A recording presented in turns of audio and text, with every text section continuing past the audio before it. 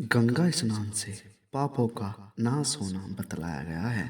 परंतु नित्य गंगा स्नान करने वाले लोग भी पाप में प्रवृत्त होते देखे जाते हैं। एक समय शिव जी महाराज पार्वती के साथ हरिद्वार में घूम रहे थे। पार्वती जी ने देखा कि सहस्त्रों मनुष्य गंगा में नहा नहाकर हर हर कह रहे थे, चले जा रहे हैं, परंतु प्राय सभी दुखी और पाप प्रायण हैं। पृथ्वी जी ने बड़े आश्चर्य से शिव जी से पूछा कि हे देव, गंगा में इतनी बार स्नान करने पर भी आपके पाप और दुखों का नाश क्यों नहीं हुआ? क्या गंगा में सामर्थ्य नहीं रही? शिव जी ने कहा, प्रिय गंगे, मैं तो वही सामर्थ्य के, परंतु इन लोगों ने पाप निशानी गंगा में स्नान की नहीं किया है, तब इन्हें लाभ कैसे हो? पार्वती जी ने आश्चर्य से कहा कि स्नान कैसे नहीं किया? सभी तो नहा रहे हैं, अभी तक इनके शरीर भी नहीं सूखा है। शिव जी ने कहा, ये केवल जल में डुबकी लगाकर आ रहे हैं, तुम्हें कल इसका रहस्य समझाऊंगा। दूसरे दिन बड़े जोर की बरसात होने लगी।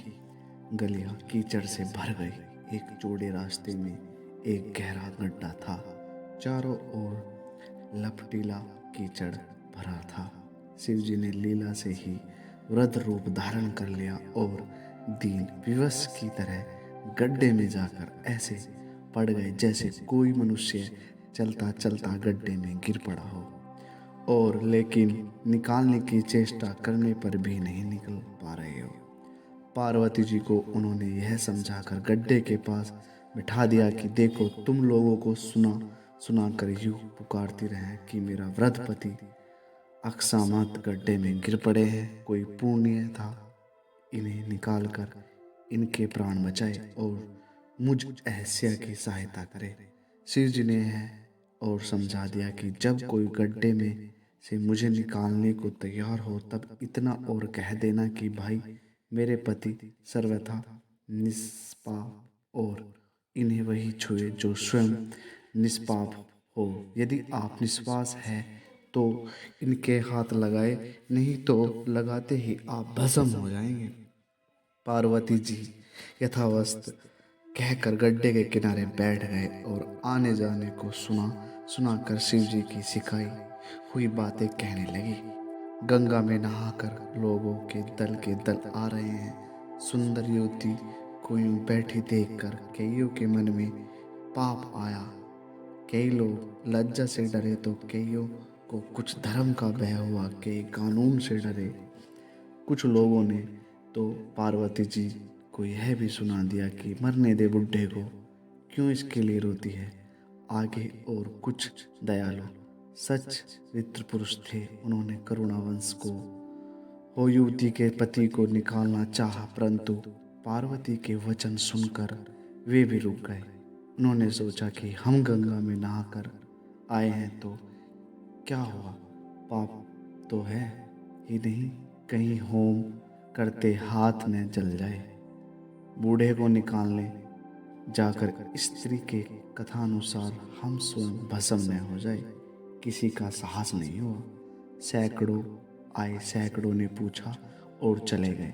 संध्या हो चली। शिव जी ने कहा, पार्वती देखो, आया कोई गंगा में नहाने वाला। थोड़ी देर के बाद एक जवान हाथ में लोटा लिए हर हर करता हुआ निकल रहा था। पार्वती ने उसे भी वही बात कही। युवक का हृदय करुणा से भर आया। उसने शिव जी को निकालने की तैयारी की। पार्वती ने रोक कर कहा कि भाई, यदि तुम सर्वथा निष्पाप नहीं होगे तो मेरे पति को छूते ही जल जाओगे। उसने उसी समय बिना किसी संकोच के दृढ़ निश्चय के साथ पार्वती से कहा कि माता, मेरे निष्पाप होने से मुझे संदेह क्यों होता है? देखती नहीं, मैं अभी गंगा नहाकर आया हूँ। भला गंगा में गोता लगाने के बाद भी कभी पाप रहते हैं? तेरे पति को निकालता हूँ। युवक ने लपक कर बूढ़े को ऊपर उठा लिया। शिव पार्वती ने उसे अधिकार समझाकर अपना असली स्वरूप प्रकट कर उसे दर्शन देकर कृतार्थ किया। शिव जी ने पार्वती से कहा कि इतने लोगों में से एक ही ने गंगा स्नान किया है। इसी दृष्टांत के अनुसार जो लोग बिना श्रद्धा और विश्वास के केवल दंभ के लिए गंगा स्नान करते हैं उन्हें वास्तविक फल नहीं मिलता। परंतु इसका यह मतलब नहीं है कि गंगा स्नान व्यर्थ जाता है। विश्वास के लिए किए गए गंगा स्नान का मिलता है वास्तविक फल। केदारनाथ से आगे और गंगा जी के